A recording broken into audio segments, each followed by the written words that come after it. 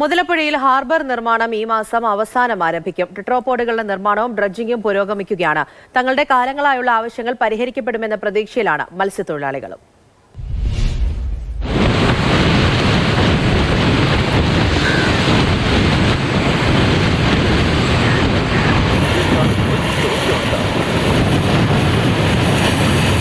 കടൽ ശാന്തമായി കാലാവസ്ഥ കൂടി അനുകൂലമായാൽ പുലിമുട്ടുകളുടെ നീളം കൂട്ടുന്ന പ്രവർത്തനങ്ങൾ ഈ മാസം 20-ന് തന്നെ ആരംഭിക്കും. തെക്ക് ഭാഗത്തെ പുലിമുട്ടിന്റെ നീളം 420 മീറ്റർ കൂട്ടും. ഇതിനായുള്ള കരികല്ലുകൾ പ്രദേശത്തേക്ക് എത്തിച്ചു തുടങ്ങി.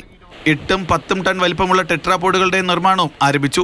നിലവിൽ 600 ടെട്രാപോഡുകളുടെ നിർമ്മാണവും പൂർത്തിയായി. ഡ്രഡ്ജിങ് ഒരു 4 മാസം കൊണ്ട് പരമാവധി, വേറെ പ്രശ്നങ്ങളൊന്നും അല്ലെങ്കിൽ 4 മാസം കൊണ്ട് പരിഹരിക്കാൻ പറ്റും.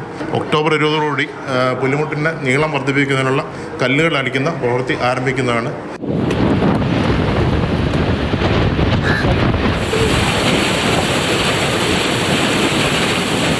കണ്ണൂർ അഴീക്കൽ തുറമുഖത്ത് നിന്ന് പെരുമാതുറ മുതലപ്പുഴയിലേക്ക് എത്തിച്ച ചന്ദ്രഗിരി എന്ന ഡ്രഡ്ജർ പ്രവർത്തിക്കാത്തത് വലിയ പ്രശ്നങ്ങളിൽ ഒന്നായിരുന്നു. അതും ഇപ്പോൾ പരിഹരിക്കപ്പെട്ടിരിക്കുകയാണ്.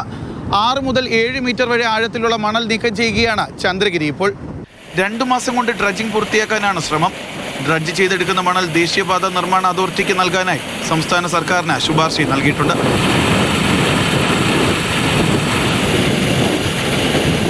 ₹177 കോടി രൂപയാണ് ഹാർബർ നിർമ്മാണത്തിന് അനുവദിച്ചത്. ഇതിന്റെ 60% കേന്ദ്രവും 40% സംസ്ഥാന സർക്കാരും വഹിക്കും. ഹാർബർ എഞ്ചിനീയറിംഗ് വകുപ്പിനാണ് പദ്ധതിയുടെ മേൽനോട്ട ചുമതല. പെരുമാതുറ മുതലപ്പുഴയിലെ മത്സ്യത്തൊഴിലാളികളുടെ കാലങ്ങളായുള്ള ആവശ്യങ്ങൾ, അവരുടെ നിരന്തരമായ സമര പോരാട്ടങ്ങൾ, അതിനെല്ലാമുള്ള ഒരു ഉത്തരവും പരിഹാരവുമാണ് ഈ മാസം 20-ാം തീയതി മുതൽ ഇവിടെ ആരംഭിക്കുന്ന പുലിമുട്ടിൻ്റെ ആഴവും നീളവും കൂട്ടുന്ന പ്രവർത്തനങ്ങൾ. ഇനിയെങ്കിലും ഇവിടെ മനുഷ്യജീവനുകൾ പൊലിയാതിരിക്കട്ടെ. അനുപമാർന്നൊപ്പം ജിബിൻ JB, മാതൃഭൂമി ന്യൂസ്, തിരുവനന്തപുരം.